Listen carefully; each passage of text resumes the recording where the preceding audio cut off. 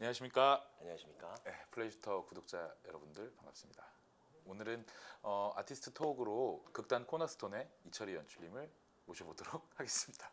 자, 플레이슈터 구독자 여러분 안녕하십니까. 극단 코너스톤의 배우이자 작가이자 연출인 이철희입니다. 플레이슈터 우리 강 감독과는 아주 오래전부터 우리 인연을 맺어오고 있는데, 우리 강 감독님이 조연출 시절부터 지금 계속 우리 인연을 맺어오고 있고, 아주 훌륭한 인성을 가진 사람으로서 예술계를 언제나 뒷바라지하고 또 아티스트로서도 굉장히 총망먹고 주목받는 우리 강 감독이십니다.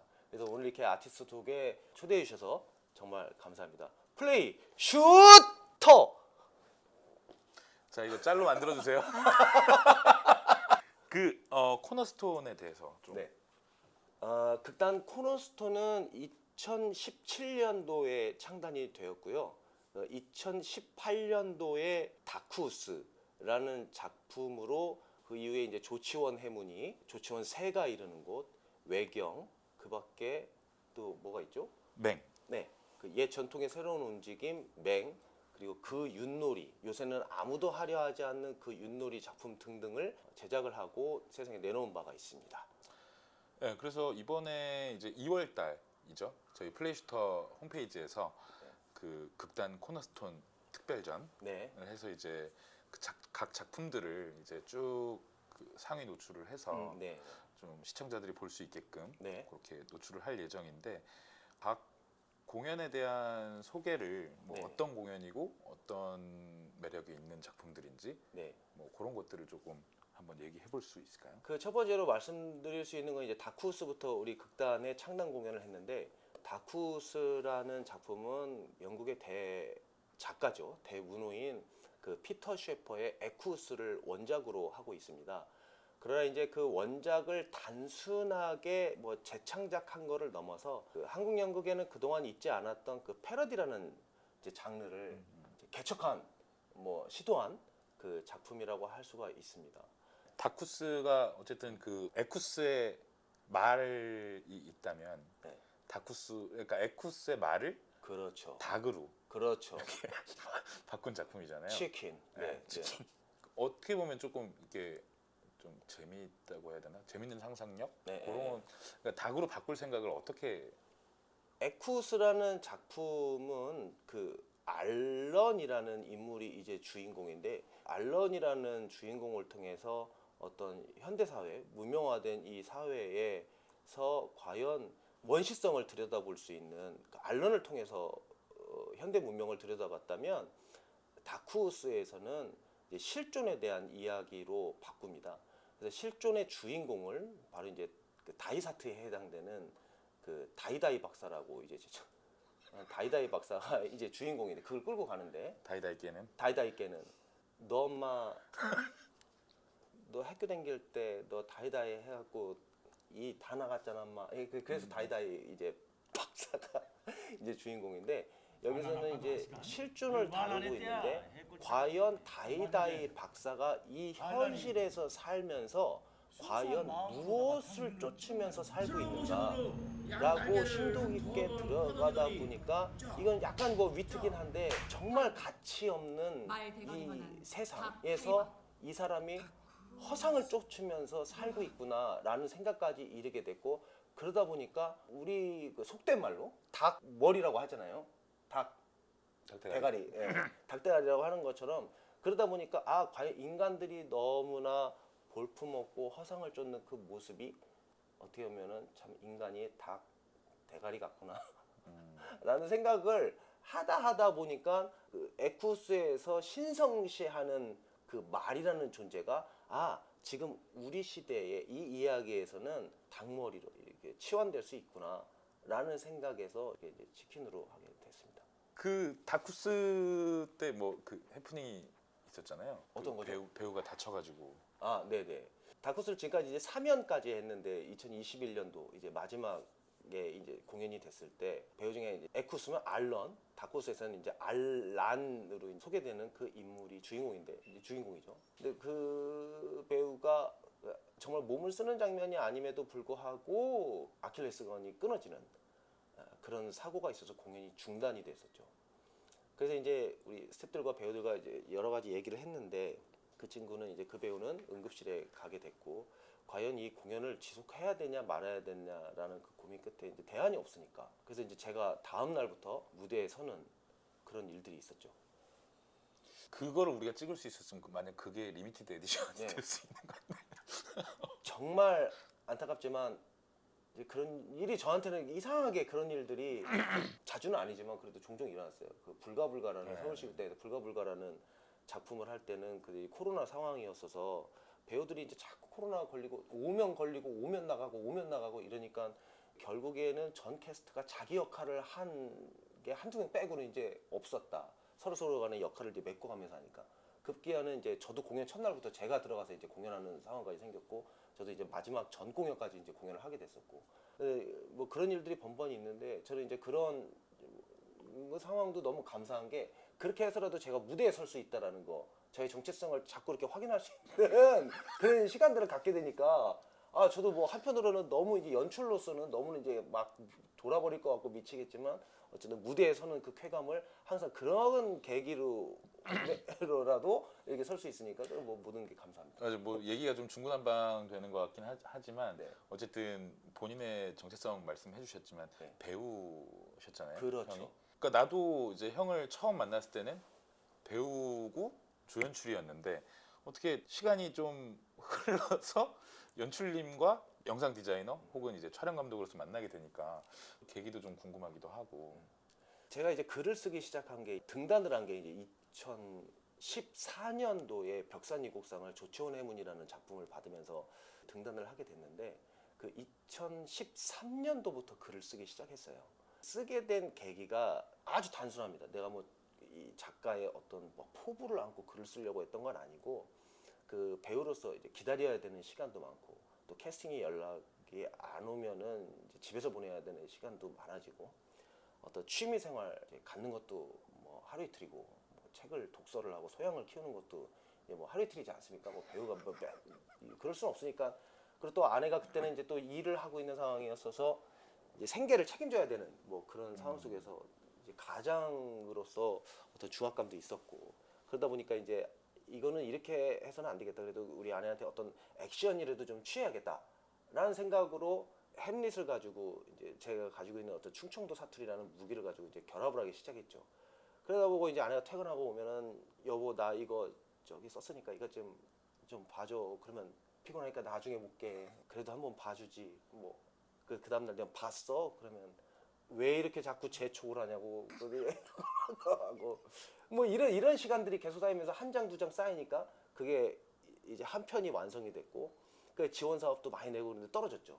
그러다가 이제 마지막에 벽산 희곡상에 냈는데 이것도 이제 또 에피소드를 하나 말씀드리자면은 벽산 대부분이 뭐 작가들이나 우리 배우들 오디션 결과 기다리듯이 그 발표를 이제 기다리지 않습니까? 기다리는데 강아지 산책하면서 이렇게 계속 이렇게 핸드폰으로 결과 나왔나 보고 그러니까 도대체 당신은 그 결과를 왜 기다려 당신이? 그걸 왜 기다리는 거여서 아니요 그냥 나 딴 거 본 거요 이렇게 하고 뜬금없이 밤에 벽산문화재에서 연락이 왔죠. 당선을 축하하는. 그때가 이제 거의 한 100편 중에 딱 거기는 금은동이 아니라 한 편만 뽑는 거니까 그 선정이 됐다는 얘기를 듣고 이건 있을 수 없는 일이다라고 생각하고 이제 그때를 계기로 아 나는 이제 글을 써도 되겠구나. 그리고 글을 쓰고 나니까 아 이제 연출을 해도 되겠구나. 연출을 하게 되니까 당연히 이제 또 그 단체가 있어야겠다 생각해서 이제 오늘날까지 이렇게 오게 된 거죠. 아까 뭐 그 불가불가 얘기도 했었고 이제 다쿠스 얘기도 네, 했는데 쿠스라뇨. 죄송합니다. 불가불가는 이제 뭐 서울시 극단 작품이기 때문에 네. 뭐 플레이스토어에서 볼 수는 없지만 네네. 저는 거기에 참여했던 스텝으로서 약간 뭐 다쿠스도 그런 일이 있었지만 저는 좀 감동을 받았거든요. 네. 그러니까 우리가 그 정말 그 쇼 머스트 고 온이라는 말이 정말 뭐 미투 이후에는 조금 좀 안 좋은 의미로 쓰여지고 있는데 그 많은 사람들이 이 공연을 지켜내고 있다라는 느낌. 네. 그래서 저는 마지막 공연을 봤을 때는 야, 너무 눈물이 나가지고.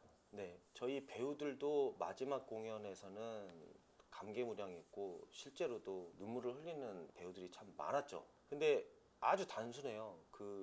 지금 얘기하셨지만 어떤 개인의 권리가 중요하고 미투 이후에 그러다 보니까 어떤 그 출연진이나 창작진에게 어떤 신상의 어떤 일이 있거나 이럴 때는 당연히 공연이 이제 중단이 되는 게 지금은 이제 아주 보편적인 일이 되기도 했고 그래야 마땅하다고 이제 지금은 시대가 그렇게 됐었고 그다음에 코로나를 겪으면서 코로나를 때문에 극장을 그냥 닫아야 되는 그런 일들이 굉장히 많았잖아요. 이제 사실은 이거에 시도 이렇게 해야겠다고 생각한 거는 물론 이제 연극을 시작한 다음부터 연극이 과연 나한테 어떤 의미인가가 굉장히 중요했기 때문에 그런 결정을 내렸고 그리고 그렇게 살아왔지만 특히나 이 시대에 이렇게 해야만 하는 것은 결코 다른 이유가 아니라 우리가 연극을 하는 이유, 목적, 연극을 했을 때 나라는 사람이 그 정체성을 확인할 수 있는 그러한 이유들 때문에 공연을 멈출 수가 없었던 거죠. 물론 불가불가 때는 시극단이라는 그 프로덕션이 이제 저희 코너스톤이 아니었기 때문에 뭐 이렇게 계속 할 수 있느냐라고 말씀들을 많이 하셨지만 근데 그때 이제 실장님한테 그런 말씀을 드렸죠. 만약에 못 하시겠으면 저한테 말씀해 주세요. 그리고 극장문 닫으면 저는 계단에서 할 테니까 밖에 야외에서 할 테니까 라는 말씀을 이제 드린 적이 있죠. 그 정도로 이 연극이라는 것이 어떤 개인의 어떤 권리나 개인의 그런 사유도 중요하지만 그것보다 중요한 거는 관객과의 약속을 넘어서 내가 연극을 하는 이유, 내 삶의 어떤 목표와 목적 이것 때문에 그렇게밖에 할 수 없었다라는 이제 말씀을 드리고 싶습니다. 뭔가 찐하네요. 맞아요. 사실 되게 두렵거든요. 그건 되게 두려운 일이에요. 사고가 났을 때 다음 날부터 새벽 내내 이걸 대본 뭐 쓴 사람 쓰고 연출했다고 그 대본을 다 외우고 있는 건 아니잖아요. 연기자들과의 그런 호흡도 있을 거고. 예, 예. 그렇지만 그거를 그 두려움과 항상 맞서서 할 수밖 그 당시를 생각하면 너무 되게 두렵죠. 항상 그 순간이 오면 두렵고 불가불가 할 때도 첫 공연부터 할 때의 그 두려움 그리고 다른 연기자들이 다른 역할을 했을 때 연습을 몇 달 동안 해왔지만 그런 코로나라는 그런 현상 때문에 다른 사람의 역할을 그날 막 역할이 체인지 돼가면서 했을 때의 그 두려움 그거는 정말 찡하고 어떤 감동이라고밖에 말씀드릴 수 없을 것 같아요. 저희가 조치원 해문이 얘기를 하다가 조금 센 것 같은데 네. 이게 충청 연극 시리즈 네. 코너스톤의 레퍼토리 네. 충청 연극 시리즈의 가장 첫 번째가 되는 작품인데 햄릿이란 말이죠. 그렇죠. 약간 그것도 이제 패러디. 아까 패러디. 에쿠스와 다쿠스처럼 네. 햄릿과 해문이 네. 좀 이런 형태의 작업들을 좀 많이 네. 하시는 것 같아요. 네. 그럼 아주 간단합니다. 재밌어야 된다고 생각을 하고 두 번째는 뭐냐면 저항 심리죠. 저항 심리. 우리가 우상화하는 그 작품이 그 텍스트가 과연 진짜일까? 지금 여러분들 보고 있는 게 맞을까? 그리고 우리가 그렇게 숭배할 만한 그런 대상인가? 라는 그런 저항 심리가 굉장히 컸죠.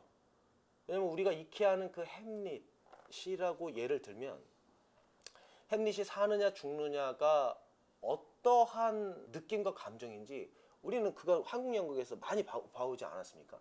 그 익숙해져 버린 그리고 당연히 고급스럽다고 느끼는 그거를 깨부숴야 된다고 생각을 하는 거예요. 그거는 그동안 우리가 해왔던 그런 연극에 대한 연극을 한 번 더 되짚어보고 우리가 다시 한번 생각해보자는 의미가 큰 거죠.